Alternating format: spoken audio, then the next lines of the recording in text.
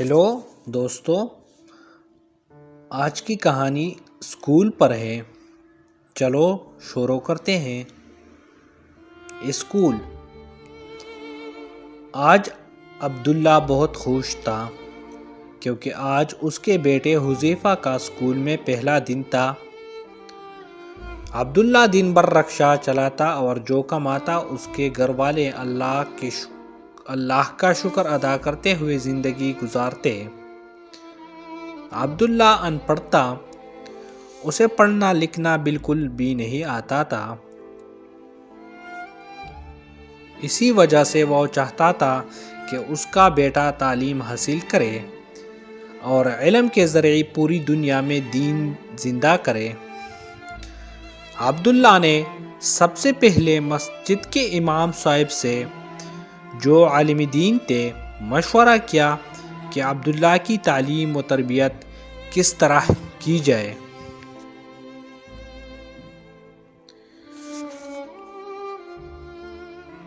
امام صاحب نے عبداللہ کو مشورہ دیا کہ سب سے پہلے حذیفہ بیٹے کو کسی اچھی دینی ماحول والے اسکول میں داخلہ دلوا دو۔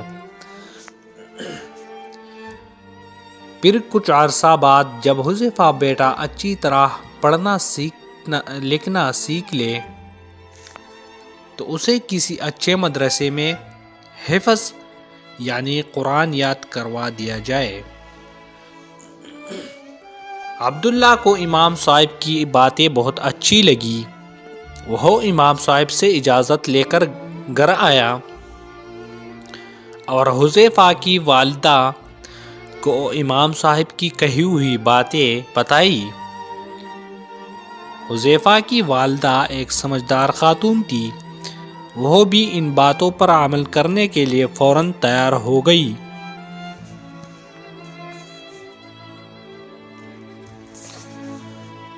عبداللہ گھر کے قریب موجود اسکول گیا اور حذیفہ کا داخلہ اسکول میں کروا دیا۔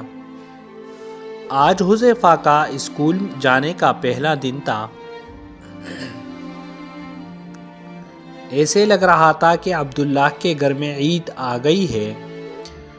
سب گھر والے خوش تھے کہ آج حذیفہ اسکول جائیں گے۔ حذیفہ کو اسکول کی نئی وردی یونیفارم پہنائی گئی۔ امی نے جلدی سے لنچ باکس میں حذیفہ کا پسندیدہ کھانا رکھ دیا اور حذیفہ کو پیار سے سمجھایا کہ دیکھو بیٹا، جب کھانے کا وقفہ ہو تو ہاتھ دھو کر بسم اللہ پڑھ کر سیدھے ہاتھ سے کھانا کھانا اور اپنے ساتھوں کو بھی کھلانا۔ حذیفہ میاں اپنے ابا کے رکشے میں بیٹھ کر اسکول پہنچے۔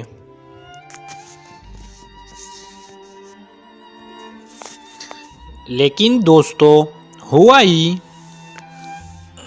جیسے ہی عبداللہ حذیفہ کو اسکول چھوڑ کر واپس آنے لگا، حذیفہ نے رونا شروع کر دیا اور اس زور سے رونا شروع کیا کہ عبداللہ کو اسے واپس گھر لانا پڑا۔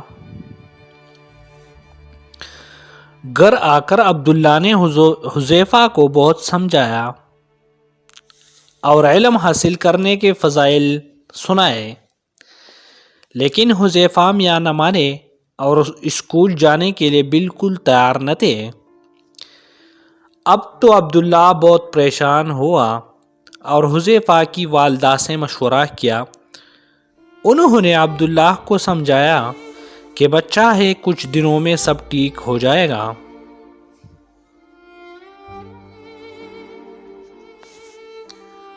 آپ اسے اس کے حال پر چھوڑ دیں اور اللہ سے دعا کریں۔ عبداللہ نے ایسا ہی کیا۔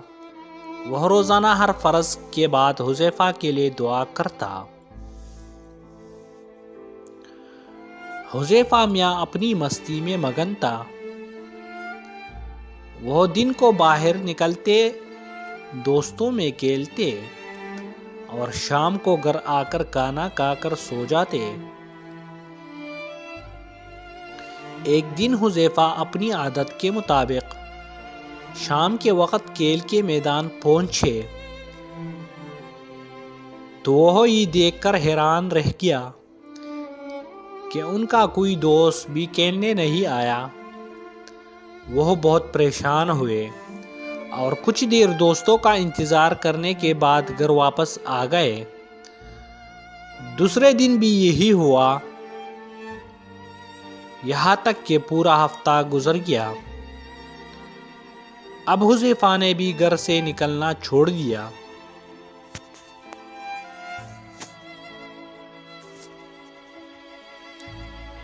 ایک ہفتے کے بعد حذیفہ کے دروازے پر کسی نے دستک دی۔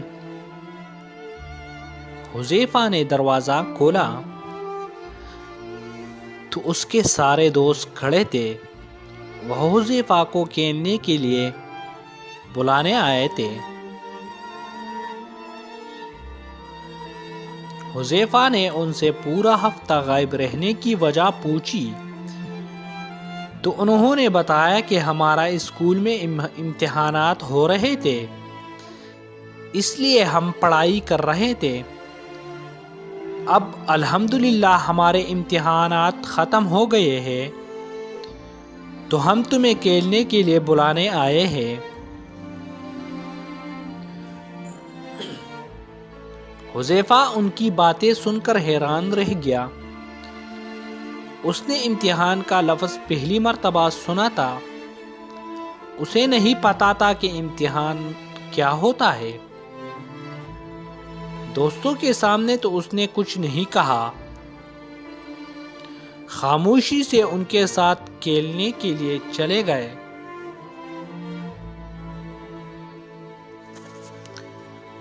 لیکن جب شام کو وہ کھیل کر واپس گھر آئے تو رات کے کھانے پر اس نے عبداللہ سے پوچھا کہ ابو جان یہ امتحان کیا ہوتا ہے؟ عبداللہ نے کہا کہ بیٹا جو بچے اسکول میں پڑھتے ہیں ان کی پڑھائی کا سال گزرنے پر ان سے ان کی پڑھائی کے متعلق سوالات کیے جاتے ہیں اور دیکھا جاتا ہے کہ کس بچے نے اپنے سبق اچھی طرح یاد کیا ہے۔ سب سے اچھی طرح سبق یاد کرنے والے بچوں کو اچھے تحائف دیے جاتے ہیں اور گھر والے بھی خوش ہو کر ان کو انعامات دیتے ہیں۔ تحفوں اور انعامات کا سن کر حذیفہ کے منہ میں پانی آ گیا۔ اس نے اپنے ابو سے کہا، ابو کیا مجھے بھی انعامات مل سکتے ہیں؟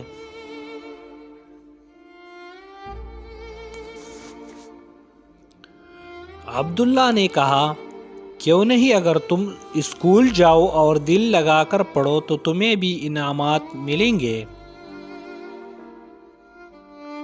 اور تمہارے امی ابو بھی خوش ہوں گے، اور جب کسی بچے سے اس کی امی ابو خوش ہو تو اس سے اللہ بھی خوش ہوتے ہیں اور ہر کام میں اس کی مدد کرتے ہیں۔ اب حذیفہ کو بہت افسوس ہوا کہ اس نے اپنے امی ابو کا دل دکھایا اور ان کی بات نہ مانی۔ اس نے اپنے امی ابو سے معافی مانگی اور ان سے وعدہ کیا کہ اب وہ ہمیشہ ان کی بات مانے گا اور کبھی بھی ان کی نافرمانی نہیں کرے گی۔ دوستو، امی ابو ہمیشہ ہماری اچھائی ہی سوچتے ہیں، ان کی چاہت ہوتی ہے کہ ان کا بیٹا بیٹی دنیا و آخرت میں کامیاب ہو جائے، اس لیے کبھی بھی ان کی نافرمانی نہیں کرنی چاہیے، اور اگر کسی بات پر امی ابو ناراض ہو جائے تو فوراً معافی مانگنے چاہیے، کیونکہ جس نے اس کی امی ابو ناراض ہوتے ہیں اس سے اللہ بھی ناراض ہو جاتے ہیں۔ ہمارے پیارے نبی صلی اللہ علیہ وسلم نے فرمایا ہے سخط الرب فی سخط الوالدین، یعنی والدین کی ناراضگی میں اللہ تعالیٰ کی ناراضگی ہے۔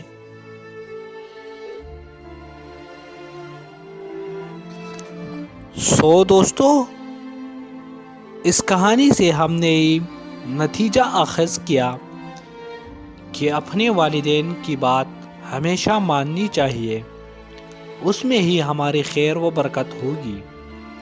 شکریہ۔